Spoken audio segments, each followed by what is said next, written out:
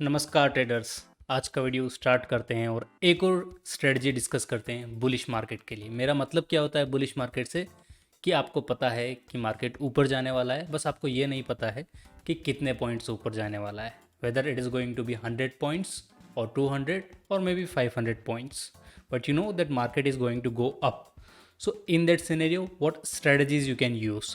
So today we are going to use one more strategy which you can apply in that kind of market. So today we are going to see one current market example as well. Like my view about the Nifty is bullish, means I am thinking that Nifty is going to be bullish for this expiry. तो उसके लिए strategy apply करके देखते हैं। तो इसका नाम क्या है सबसे पहले वो देख लेते हैं। तो अगर आप बुलिश मार्केट में देखेंगे तो इसका नाम है बुल पुट स्प्रेड। वेल कैसे अप्लाई करते हैं, कितने लेग्स की स्ट्रेटजी होती है, क्या प्रॉफिट होता है, क्या लॉस होता है, मार्जिन रिक्वायरमेंट होती है कि नहीं होती है, कैसा इसका पे ऑफ ग्राफ बनता है, वो सारी चीज़ें हम डिटेल में डिस्कस करेंगे। तो फर्स्ट ऑफ ऑल देखते हैं कि ये क्या होता है जो बुलिश मार्केट में हम अप्लाई कर सकते हैं, बुल पुट स्प्रेड। तो जैसे आप बुल पुट स्प्रेड को देखेंगे तो हमको ये पता है कि मार्केट ऊपर जाने वाला है या फिर उसी पॉइंट पे रहने वाला है, तब ये स्ट्रेटजी आप अप्लाई कर सकते हैं। और इसमें आपको कितना प्रॉफिट एंड लॉस होगा वो भी बता देता हूँ। वेल इसमें आपको limited profit and limited loss होगा। पर हम इसमें क्या किससे डील करते हैं जनरली, हम पुट साइड में जो भी स्ट्राइक प्राइजेस होते हैं पुट साइड में पोजीशंस बनाते हैं। हम जनरली 2 पोजीशंस बनाते हैं, तो इसको मान के चल सकते हैं 2 लेग की स्ट्रेटजी है। जितनी पोजीशंस बनाते हैं उतना लेग की स्ट्रेटजी हो जाती है, जितना स्ट्राइक प्राइस पे। ओके, सो ऐसे हम लेग कैलकुलेट कर सकते हैं। अभी आप देखेंगे तो हमको क्या है कि स्ट्राइक प्राइस जो हम जहाँ पर पोजीशंस बना रहे हैं वो हम कस्टमाइज़ कर सकते हैं, बट इस वीडियो के एग्जाम्पल के लिए I will be taking particular strike price. तो अभी चलते हैं डीप में और देखते हैं पॉइंट बाय पॉइंट। तो अभी देखेंगे फर्स्ट ऑफ ऑल कि कहाँ ब्रेक इवन पॉइंट मिलता है, क्या है, कैसा है। तो स्ट्रेटजी हम क्या करेंगे, एक एट द मनी का जो पुट है उसको सेल कर देंगे और एक आउट ऑफ द मनी का जो पुट है उसको बाय कर लेंगे। अभी मार्केट का आउटलुक जैसे मैं आपको बता दिया था कि न्यूट्रल टू बुलिश, मतलब कि हमको पता ही या तो या इधर ही रहने वाला है या थोड़ा बहुत ऊपर जाने वाला है, बट हमको ये पता नहीं कितना ऊपर जाने वाला। ओके, और हमारा मोटिव क्या है, हम चाहते हैं कि भाई हमको लिमिटेड रिवार्ड्स हुआ तो चलेगा, बट हमको रिस्क भी लिमिटेड चाहिए। तो इस मोटिव के साथ हम इसके लिए अप्रोच करेंगे। अब ब्रेक इवन पॉइंट जानना बहुत ज़रूरी है, मतलब किस पॉइंट पे एक्सपायरी के दिन अगर निफ्टी एंड हुआ तो आपको 0 प्रॉफिट और 0 लॉस हो सकता है। तो आप देखेंगे तो ब्रेक इवन पॉइंट कैलकुलेट करने के लिए डिफरेंस बिटवीन 2 स्ट्राइक्स, तो जहाँ आपने बनाया है ना पोजिशंस, तो difference between 2 strikes minus premium received, तो ये आपको क्या होता है, टोटल रिस्क होता है। और रिवॉर्ड कितना होता है, जितना आपने प्रीमियम रिसीव किया है वो। तो अभी देख ही लेते हैं। मार्जिन तो वैसे भी रिक्वायर होगा क्योंकि हम सेल कर रहे हैं ऑप्शंस को, तो जब भी ऑप्शन को सेल करते हैं मार्जिन रिक्वायरमेंट रहती है। अब निफ्टी का करंट एग्जांपल ले लेते हैं जनरली। अभी आप देखेंगे तो निफ्टी कहाँ पर ट्रेड कर रहा है, 14,347 पे। अगर आप एट द मनी का देखेंगे तो 14,400 जो है वो एट द मनी है पुट साइड के लिए। तो वहाँ का हमको प्रीमियम मिल जाएगा जब हम उसको सेल करेंगे। तो 133.5 पॉइंट्स का हमको प्रीमियम मिल गया। अभी हम क्या करेंगे, एक आउट ऑफ द मनी को बाय कर लेते हैं। हम 100 पॉइंट्स ऊपर ले लेते हैं, मतलब 14,300 का ले लेते हैं और वहाँ पर हम बाय कर लेते हैं। उसका अभी जो LTP लास्ट ट्रेडेड प्राइस या फिर आप प्रीमियम बोल लीजिए, उसकी वैल्यू 90.5। तो अभी क्या है, उतना पैसा हमको पे करना पड़ेगा क्योंकि हम उसको बाय कर रहे हैं। अगर हम सेल करते हैं तो हमको रिसीव होता है। तो हमको कितना देना पड़ा, हमको 90.5 पॉइंट्स इंटू 75, क्योंकि लोड साइड से मल्टीप्लाई करेंगे तब जाके अमाउंट आएगा, तो उतना पैसा हमको देना पड़ा।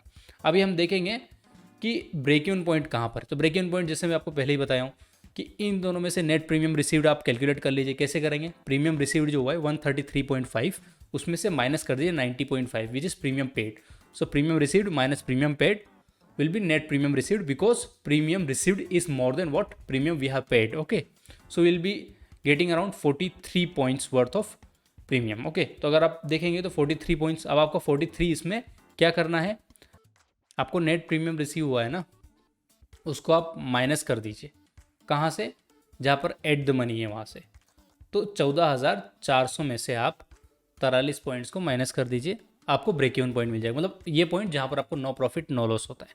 अभी ये तो हम एक स्ट्रेटजी का एक ओवरव्यू देख लिए। अभी देखते हैं कि पे ऑफ ग्राफ कैसे बनता है। पे ऑफ ग्राफ से हमको क्या समझ में आता है कि अगर निफ्टी इस पॉइंट पे एंड हुआ या इस स्ट्राइक प्राइस पे एंड हुआ या इस पर्टिकुलर प्राइस पे एंड हुआ तो हमको कितना प्रॉफिट लॉस हो सकता है, वो देखना थोड़ा इंपॉर्टेंट हो जाता है।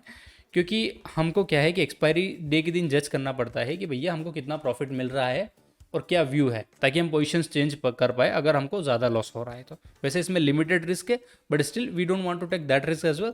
That's why we can change the positions if we know in advance that how much profit or loss we are going to make. So let's see the payoff chart first. Means payoff chart in the sense payoff schedule. So if you see here, then we have made 2 positions. इसको कैसे बनाते हैं वो मैं आपको एक general एक idea दे देता हूँ, और एक सब्सक्राइबर ने बताया भी था कि आप एक वीडियो बनाइए जिसमें एक्सेल में इसको कैसे कैलकुलेट किया जा सकता है वो बताना है। ठीक है, उसके लिए भी मैं एक सेपरेट वीडियो बनाऊंगा, उसमें मैं स्पेशली मेंशन करूंगा कि कौन से भी स्ट्राइक प्राइस पे आप कौन सी पोजीशंस बना रही है, लेट इट बी बाइंग और सेलिंग।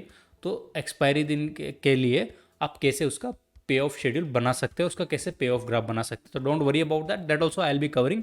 बट आज इसको एक्सप्लेन करने के लिए आपको एक अंडरस्टैंडिंग दे देता हूँ कि ये मैं कैसे कैलकुलेट करता हूँ जनरली, और सभी लोग ऑलमोस्ट ऐसे ही कैलकुलेट करते हैं। और जो डिफरेंस आप फिर भी पाएंगे कि there will be some difference in the amount, maybe 1 points or 2 points, that is negligible, but still there will be some difference because it's theoretical case.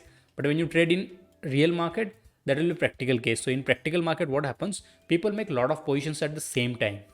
So when they make lot of positions, suddenly premium will be increasing, and if they square of the lot of positions, then premium will be decreasing. So that creates a lot of turbulence, and maybe 1 or 2 points difference will be there, but apart from that no much difference will be there. Okay, तो इस पेयोग्राफ को समझ लेते हैं। पहले हमने एक positions बनाई है 14,400 पे, उसके लिए वहाँ का प्रीमियम था 133.5।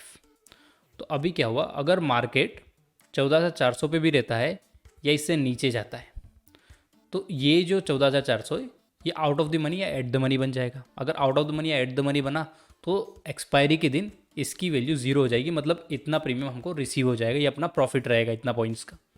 तो इसीलिए मैं 133.5 लिखा हूँ, चाहे इसको कितना भी ऊपर जाने दो।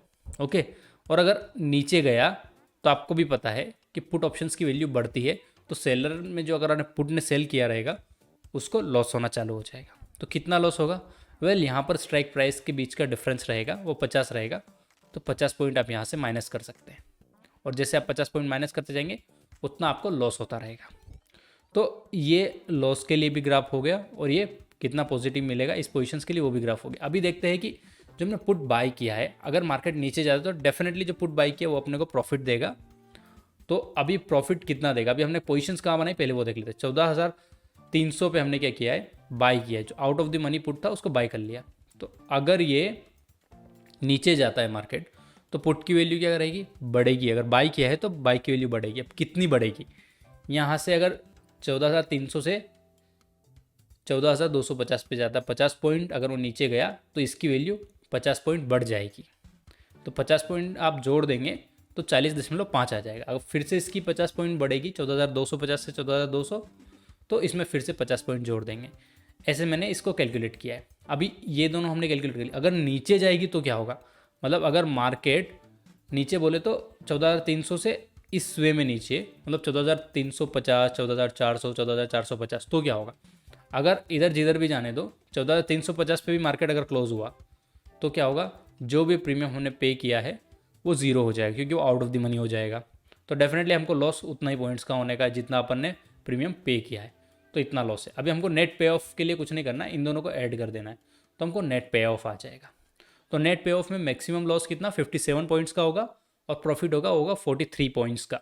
अभी इसको ग्राफ पे ड्रॉ करके देख लेते, तो हमको एक्जैक्टली आइडिया मिल जाएगा कि कैसे इसको ड्रॉ कर सकते हैं। तो जनरली क्या करूँगा, मैं एक्स एक्सिस पे सारे स्ट्राइक प्राइजेस ले लूँगा, और वाई एक्सिस पे क्या करूँगा, जो पॉइंट्स में मेरे को गेन हो रहा है वो ले लेता हूँ।